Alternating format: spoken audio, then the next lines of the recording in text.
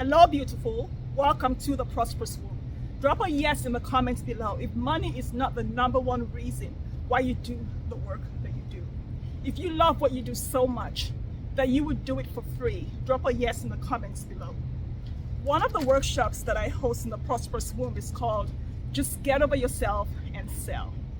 And we co-created that workshop, me and my clients, because I realized that in coaching, whether I was making the offer, creating the offer, asking for the sale, closing the sale, creating messaging, there was always this underlying current tied to money. The reason why many of us don't do the things we want to do in our business, rise up to the highest level that we want to serve at in our business, has to do with money. Not the love of money, but this limiting belief, this story that the more we distance ourselves from money, the more we downplay our divine prosperity, the better and gooder, the gooder that we are, the better that we are than the next person who declares, I love what I do and I love getting paid for it. So I call it the gooder syndrome. And it supports you to not work with the clients you want to work with. It supports you to not charge the amount of money you want to make. And I get it. I feel the same way. Money is not the number one reason why I do what I do, but I know the power of money and how I can use it as a tool to do God's work in His kingdom. I know how I can use the power of three things that God has given us: money, health, prosperity, and wealth. So 4 things to do good in the world. I remember in 2003 when I made the decision that I was going to put international students who were in the US without money or funds and who had come from a war zone. I was going to help put them through college and pay for their tuition. I did not realize how much money it was going to take to start doing that. And I made that decision with good intentions in my heart. You know what? I want to help people. I want to do more with the money I make as an attorney or an accountant at the time, and now as a coach. And it wasn't like I was paid in-state tuition or out-of-state tuition. This was international tuition for more than one person. And it took cash. It took love, faith, hope, kindness, compassion, but I needed to have money, okay? It took cash. I had to write that check to the college so they wouldn't kick those students out. They also needed books. There was also housing. There was food. It took money. It takes money. And you know who knew that? The Good Samaritan. Drop in the comments below your favorite parable in the Bible. When we partner with God, with Jesus Christ and the Holy Spirit, we think just because we're kind and we're generous and we're compassionate, that's enough. The only reason why we're all of those things is the righteousness of God. We're not good because we're inherently good. We're not compassionate and kind because we inherently are. We are simply because God is righteous, and that righteousness through us does the good work in the world. It's not us. So we don't have to distance ourselves from money because money is simply a tool. The moment you start to distance yourself from money, money has become your God. And we'll dive deeper into this. So the whole I don't care about money, it's not a flex. It creates distrust with your clients. Back to the Good Samaritan. The only reason why we talk about the Good Samaritan is because he had cash. Everybody else came and walked by. He could have come in there, taken the guy out and said, okay, now you're out. But because he had cash, he was able to pay for food, for housing, for all the things he needed for a couple of days. And he said, I will come back with more if this is not enough. If he didn't have cash, he couldn't have done any of those things. I don't know why the other people walked by. Maybe they didn't have the cash. Maybe they just thought, not my problem. I don't know. But the fact that the dude had cash helped him to do the thing that was aligned with his soul's intention of good work. So we need money to do good work. The question shouldn't be, do I love money too much? You can't love money too much.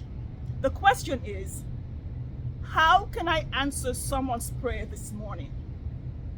That's what will support you to work with the clients you want to work with. Whose prayers can my high-ticket coaching offer answer today? Whose prayers can my coaching business answer today? Because the bottom line is that you need cash. If your clients are coming to you and they're hearing your messaging, I don't care about money, I'll do this for free, you're going to attract people who can't pay you, who are not willing to afford you, because after all, you can do it for free. So what's the problem? But when you set boundaries and you have a place for money to go, it has to come to you because it needs to do God's work in the kingdom. It needs to do God's work in the world. So downplaying your divinity, downplaying the gifts that God has given you so you can shrink and work with people you don't want to work with, do it selling offers you hate, simply because you don't want to raise your prices, you don't want to charge the value of the work God is doing through you, you don't want to dial in your message to speak to the one person that you're here to serve, does not mean I don't care about the money. It's a flex. It's not a flex. It's ruining your business. It's ruining your life.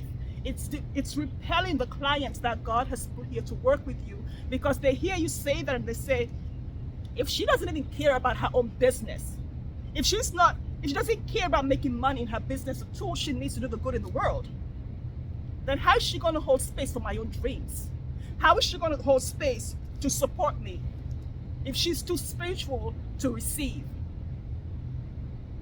How is she going to hold space for exponential return on investment, exponential value, and an exponential, exquisite experience for me?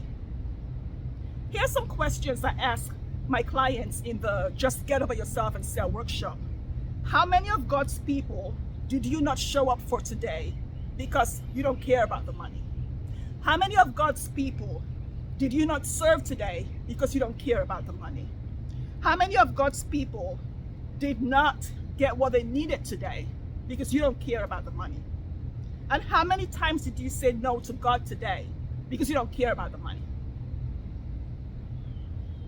Money is a tool. Wealth is a tool. Health is a tool. Prosperity is a tool. Prosperity is an experience. And coaching, your consulting, whatever it is that we're doing, it's a tool for people to receive the thing that they want. It's the bridge we use to share with them the gifts that God has given us. And we get paid for it so that we can have expansive lives, so that we can be expansive to hold space for them and their dreams. So I don't care about the money. It's not a flex. Money pays for you to share your messaging in the world through your marketing platforms. Money pays for the vendors that you use in your business. Money pays for your systems that you use, like Zoom and Canva and whatever it is using in your business. Money pays for your team. Money pays for you to invest in yourself at a higher level so you show up, get the certification, the training, and the next level experience you need to be a better coach or consultant or attorney.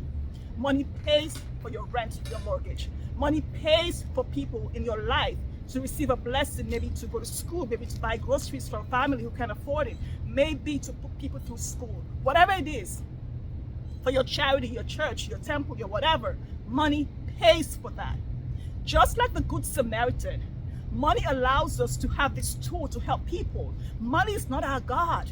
It's simply cash that we use to create a bridge for people's dreams to come true, for our dreams to come true. Partner with God is one thing. Partner with the Holy Spirit is one thing. Partner with Jesus Christ is another thing. But if you don't receive what comes with that partnership, then you're kidding yourself. So my question to you is, how can you wake up every day in service and contribution to the world, where you wake up, you get dressed, and you say, whose prayers can I answer today? Not, oh God, I don't want to raise my prices. I don't want to charge $100,000 for this offer because then, I'm going to leave people behind.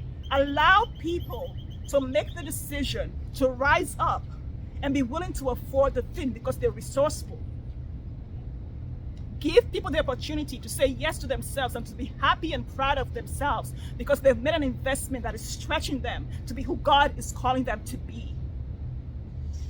What do you get from working with people who need to afford you or who need you?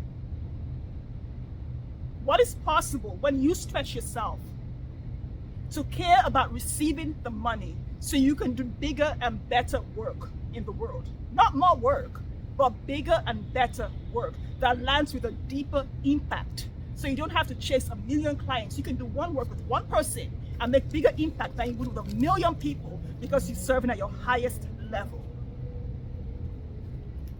How many prayers are you going to answer today with your coaching offer?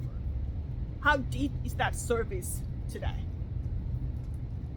You know, when you own a business and you say, oh, I don't care about the money, it's not the motivation, that's not a flex, that's stupidity. Because you need money to come in so you can do all the things that God has put you here to do. And I'm not calling you stupid, I'm calling myself stupid if I do that. I know you would never say money is not the number one motivation because you're way too wise and smart for that. So here's the thing. My invitation to you today is to ask yourself, how many prayers can my coaching business, my high-ticket coaching offers, my accounting business, my consulting business, how many prayers can they answer today? Who can I serve at the highest level today? Who has God called me to be a blessing to today? And how can I show up at the highest level for that person? How can you remember who you are, who God says you are, apart from the money, so that you can be that woman in your business, in your world, in the life, in your community, for your children, for yourself, for your clients, without making money your God, because money is simply a tool. And care about the money enough to be a bigger blessing in the world. Let me know how this lands for you.